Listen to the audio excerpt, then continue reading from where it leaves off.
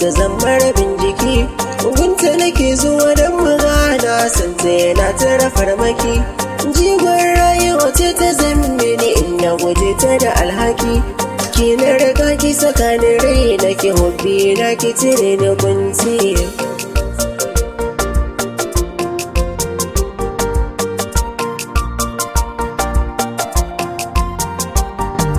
Labarin so ne da kauna wanda muka yi da shakuwa. Ta rike sona ta mace ya kai na ban so biya rabuwa.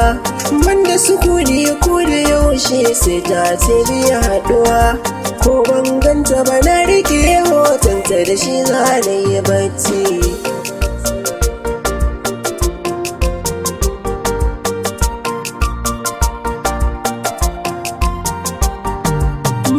Soyayyar ma a haka sanda jiki ya harbuwa. Tana shaida mini an waya kullum kwadani ta ka nutsuwa.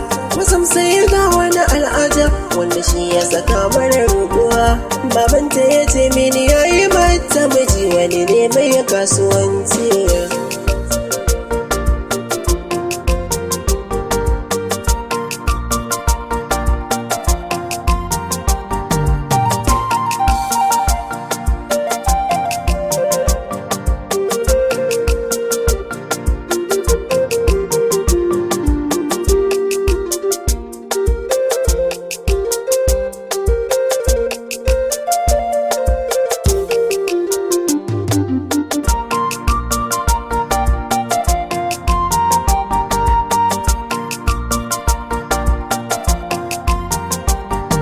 Tana shirin wannan mutum ba tana yin kukan damuwa. Tana ce min kaunar karaina in na cire ta da cutuwa. Da na ganganci na cire ka cikin raina zan zautuwa.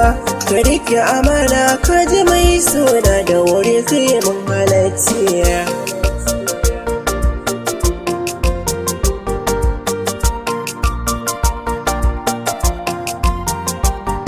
Na ce mata wafi kin sani fa da ke zane iya rayuwa.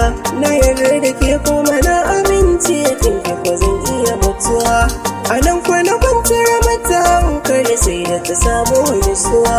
Bakar da su soyayyar matar da kwari mun kauce kaɗai ciya.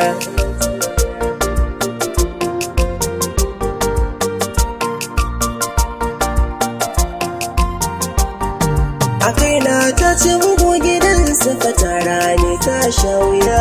Gidansu aka ce kai na